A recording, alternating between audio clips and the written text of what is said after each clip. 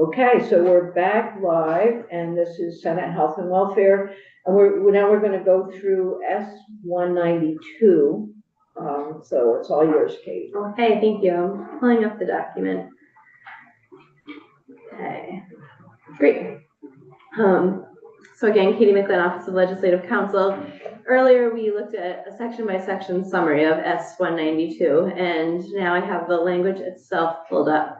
I don't think I'll read everything to you in minute detail because we already sort of went through everything, but just to give you an idea of how the bill is structured and to give you another chance to ask questions, we can go through with kind of a brief overview section by section. So this first section is the purpose and intent section. We've already sort of talked about how the idea here is creating a 9-bed facility when the idea or current proposal is to have it open by July 1, and who would be served there. Next, section 2, this is where we have our Human Services Community Safety Panel.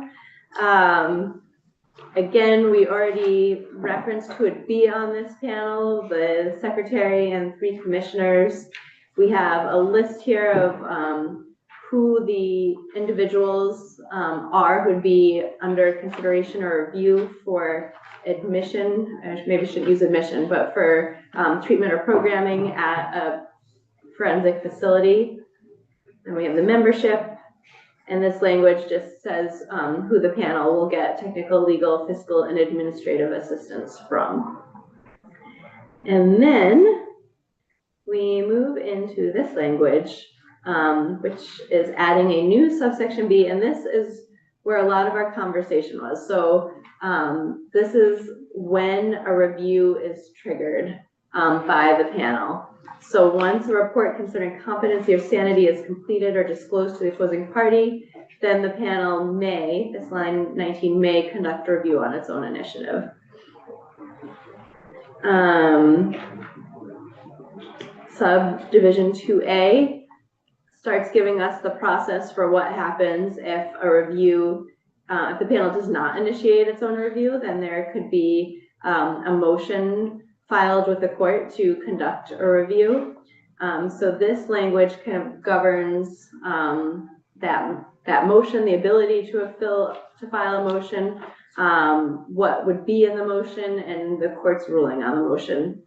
So a subsection B, subdivision B, is that a motion that's filed is to specify that the person who's subject to the proceeding is charged for a crime for which there's no right to bail, and may include a person adjudicated not guilty by reason of insanity, and that the person presents a significant risk of danger to themselves, or the public if they're not held in a secure setting. So this is just saying what's in the motion to sort of force the panel's hand to do the review. And in subdivision C, the court is to rule on the motion filed within 5 days, and the panel has to do the review if the court orders it to before there's a commitment proceeding. And then in subsection C, we have what is the panel going to be looking at when they're doing this review. And we've already looked at this criteria, but if you remember, we kind of broke it down into 2 parts. There were clinical factors that the panel were going to be reviewing and dangerousness factors. So our clinical factors, again, were being served in the least restrictive setting, and looking also at the person's treatment and programming needs, and that those needs needed to be provided at an intensive residential level. And then we had our dangerousness factors, looking at whether a person has inflicted or attempted to inflict serious bodily injury, attempted suicide or serious self-injury, or committed an act that would constitute sexual conduct with a child, or lewd and lascivious conduct with a child. And there's reasonable probability that the conduct would be repeated if admission to the forensic facility is not ordered. Whether the person has threatened to inflict serious bodily injury to the person or others, and there is reasonable probability that the conduct will occur if admission to a forensic facility is not ordered. Whether the results of any applicable evidence-based violence risk assessment tool indicates that the person's behavior is deemed a significant risk to others, the position of other parties, and any other factors that the panel wants to take into account. So that is sort of what the panel is looking at. And then we move more into the commitment proceeding itself for individuals with mental health conditions. We have a definition of forensic facility that we've already looked at. And then is our application. So this is the commissioner or somebody else, but most often the commissioner, filing a motion with the court, asking for the person to be in the care and custody of the commissioner of mental health. And then we have a new subsection G here, that if the commissioner seeks to have the person receive treatment in a forensic facility pursuant to an order of non-hospitalization, the application of an order authorizing treatment shall expressly state that such treatment is being sought. So again, saying we want this person treated in a forensic facility, and the application is to contain, in addition to the statements required by the section, a statement for why the commissioner is seeking this treatment, why is it clinically appropriate, and why can it only be provided safely in a forensic facility. And this has to include the recommendation of the panel. Then there is the hearing on this application that's been submitted. New language in subdivision 3 about an option to expedite the hearing and when it can be expedited. Skip over that. And on section 7, we have the order of non-hospitalization. So this is the authority that the court has to make an order to a forensic facility. So by adding a subdivision A2, the commissioner determines that treatment in a forensic facility is appropriate, and the court finds that treatment at a forensic facility is the least restrictive setting adequate to meet the person's needs. The court shall order the person to receive treatment there for a period of 90 days. The court may at any time on its own motion or on a motion of an interested party review the need for treatment at a forensic facility. And then in section 8, we have application for continued treatment. So this is the person's already had their first order for up to 90 days. It's determined that they need more treatment after this point. And the application for continued treatment is filed by the department. And again, this is saying what has to be in the application. So I'm going back to page 12 briefly. It says there for a period of 90 days. Yeah. Do we need to put in up to, or because it's in the underlying statute? I would be curious to hear what the department has to say. Sure. Because yes, in existing law, I mean, the new language tracks what's in existing law, which is a period of 90 days. Yes. I was, as I said, reminded that it was for a period up to 90. So maybe what's happening in practice isn't matching what's happening in statute, but I would be curious for the committee to hear testimony on that. We will. That's good. But because it is an underlying statute, it's like, oh, sure. Yeah, we'd probably have to change it in a few places if a change was going to be made. We wouldn't just want that to be for the forensic facility. Okay. Sorry. No, not at all. Okay, so section 8 is application for continued treatment. And just like the initial application, this application has to specify that the commissioner is seeking continued treatment in a forensic facility, why, and the recommendation from the panel. Section 9 is the hearing on the application for continued treatment. There's not a whole lot of language here because we already have sort of a special process in place for the secure residential recovery facility, and this language sort of just piggybacks on the language that was added a couple of years ago for the secure residential recovery facility. Section 10 is the application for involuntary medication. So I have a slide. If you look at these A1, 2, 3, 4, 5, 6, 7. I have a slide that I sometimes show that shows all of the situations in which a person can receive involuntary medication that has 6 columns, 6 different situations. So you can sort of think that we're adding like a 7th column, a 7th scenario in which a person would receive or could possibly receive involuntary medication if a court orders it.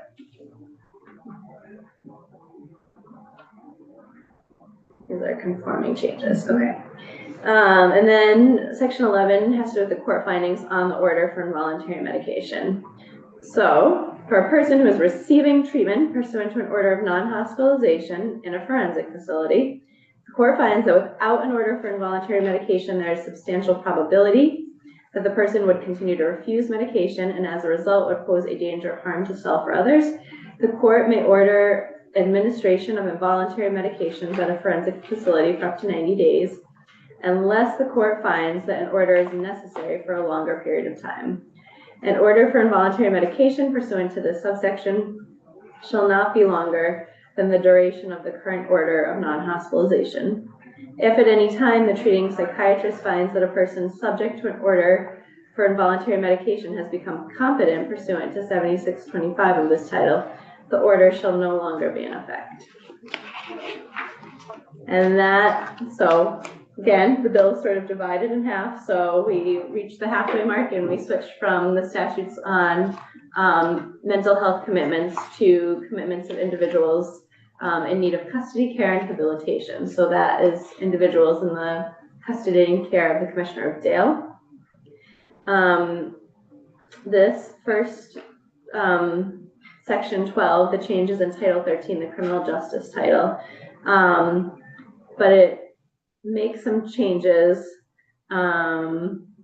to allow for the placement in a designated program in the least restrictive environment consistent with a person's need for custody and care for an indefinite period.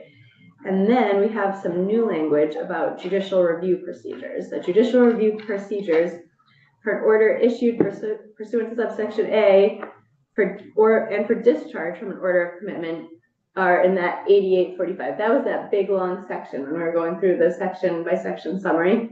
So this is just saying that's where you'll find all the procedures that you need to pay attention to. We're replacing the existing C with a few provisions, two provisions. First is that if the commissioner seeks to have a person committed to a forensic facility, the commissioner shall provide a statement setting forth the reasons for the commissioner's determination that clinically appropriate treatment and programming can be provided safely only in a forensic facility, including the recommendation to the Human Services Safety Panel. So same thing that we've sort of been saying with all of our applications. And then we have a definition of forensic facility that it has the same meaning as it does in the part of Title 18 pertaining to mental health. And then we have definitions. As I said, we're striking out danger of harm to others. We're adding a definition of commissioner. Some bigger changes in the definition of person in need of custody, care, and rehabilitation. It means a person with an intellectual disability, which means significantly sub-average intellectual functioning, existing concurrently with deficits in adaptive behavior that were manifest before 18 years of age. A person who has inflicted or attempted, to inflict serious bodily injury to another, or who has committed an act that would constitute sexual conduct with a child or lewd and lascivious conduct with a child, and for whom appropriate custody, care, and rehabilitation can be provided by the commissioner. And then we're adding a definition of a person in need of continued custody, care, and rehabilitation. So just like the mental health statutes, this is a person being held past the initial order. They have an additional order. So this means a person who is previously found to be a person in need of custody, care, and rehabilitation, who poses a danger of harm to others and for whom the commissioner has, in the commissioner's discretion, consented to or approved the continuation of a designated program. The danger of harm to others shall be shown by establishing that in the time since the last order of commitment was issued, the person has inflicted or attempted to inflict physical or sexual harm to another. By the person's threats or actions has placed another person in reasonable fear of physical or sexual harm, or has exhibited behavior demonstrating that absent treatment or programming provided by the commissioner, there's a reasonable likelihood that the person would inflict or attempt to inflict physical or sexual harm to another. And then we have the 4 sections that are being struck out. So I won't spend a lot of time there. And we have our legal competence language. We're just adding somebody who's in continued custody care and rehabilitation, where you've sort of created a new category of continued care, custody, and habilitation to track, that tracks the mental health statutes, continued treatment. And because you've added that new category in the definition, you're referencing it here. So you're sort of referencing both categories, people on their initial order and a continued order. And then we have this judicial review section, which is dense. So we have a person who's committed under Title 13, our criminal justice title for individuals not competent to stand trial who have intellectual disability. So a person who's committed under that section or this subchapter being Title 18, so civil commitment, may be discharged from custody by a superior judge after judicial review as provided in accordance with the subchapter, or by administrative order of the commissioner. So that's basically saying there are two ways that somebody comes out of commitment, either a judge after judicial review or by an administrative order. So that's like the commissioner acting. At least 10 days prior to the effective date of an administrative order to discharge by the commissioner shall give notice of the discharge to the committing court and to the state's attorney of the county where the prosecution occurred. So this is the commissioner of Dale letting both the court that initially authorized the commitment and the state's attorney of the county where a person may have originally been prosecuted that this person is going to be released from commitment. A person who is committed under Title 13 or this subchapter, so they're either coming in the criminal door or they're having a civil commitment, meaning they weren't criminally justice involved necessarily when they came to the attention of Dale. They're entitled to a judicial review of the person's need for commitment annually. The Family Division of the Superior Court shall have the exclusive jurisdiction over all judicial review proceedings brought under this section. If no judicial review is requested by the person within 1 year from the date of the last order of commitment, it shall be initiated by the commissioner. However, such person may initiate a judicial review under the subsection after 90 days, but before the end of the year of the first commitment. Or if the commitment has been continued under this chapter, remember we created that new category of continuation under this subchapter, the person may petition for the review after 90 days from the date of an order for continued commitment. If the commissioner seeks to place the person committed in a forensic facility, the petition has to state that the placement is being sought. So same thing as we've been saying, the petition or the application has to state by the commissioner, I'm looking for a placement for this person in a forensic facility. The petition sets forth the reasons for the commissioner's determination that clinically appropriate treatment and programming can be provided safely only in a forensic facility, including the recommendation of the Human Services Community Safety Panel pursuant the cross-reference to the panel. We have language in D about the rules of evidence. In E, the commissioner or the commissioner's designee is to attend a commitment hearing, be available to testify, and this language governs who is allowed into the proceeding. In subsection F, if at the completion of the hearing and consideration of the record, the court finds by clear and convincing evidence that at the time of the hearing that the person is still in need of continued custody care and habilitation, commitment shall continue in a designated program in a least restrictive environment consistent with the person's need for custody care and habilitation for an indefinite or limited period. And then the other change on line 3 is adding that category of continued custody care and habilitation. And then in G, in determining whether a person is in need of continued custody care and habilitation, the court shall consider the degree to which the person has engaged in or complied with the treatment and supervision provided by the commissioner, as well as the recommendation of the Human Services Panel, Community Safety Panel. So, and that's the end of the language on intellectual disabilities and commitment. And then we have our rulemaking, which we went over pretty well, I think, when we went through the section by section summary, and our effective dates. Yeah. This has been really helpful, however, I think, because it's not, doesn't automatically resonate the first time. No, it stands. It's really very helpful. Thank you for going through so thoroughly. Okay. Really appreciate it. Questions? This might be a question for you, Senator. This bill does a nice job of going through the admissions criteria and the processes for, getting readmitted and so on. Is there another bill somewhere that's going to speak to how this forensic facility will be overseen and what kind of, oversight and regulation it's going to be subject to? And I'm just thinking about recent stories that we've all read that were Yes. eye-opening, to say Yes. the least. So when we have testimony coming in from the agency, and when we hear about the facility, we can ask that question. That's an ongoing discussion between institutions, judiciary, and now us. So is it a separate discussion? Yes, somewhat, because now we're talking about how we get someone there. Once you get someone there, you have to have the services needed to either keep them healthy, return them to competency. We still have to talk about the competency restoration. We have a lot here. So Seems like there's a lot. what kind of services do you need different for folks with intellectual disabilities versus those with mental health issues? And we did talk about this a little bit last year, so it needs to be specific. So we will weigh in on that. Whether it fits directly here is another question. Well, this could go on forever. Yeah. Yeah.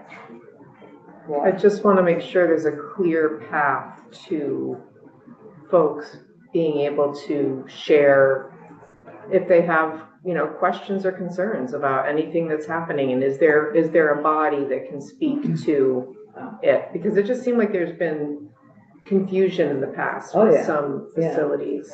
Yeah, so we'll try to get some clarity. And I know that there are people listening to you and to me right now who have better answers than I ever will, and when they come in to testify, can offer clarity.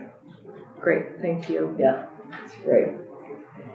So we're good with that. So thank you, Katie. And I have nothing else for today except to say that tomorrow morning at 9 o'clock, we're meeting in the Senate chamber to go through some of the housing, public safety, housing, social service, health and welfare issues around housing. So it's a big day with 3 committees sitting in our own seats, listening to testimony. But we can go offline.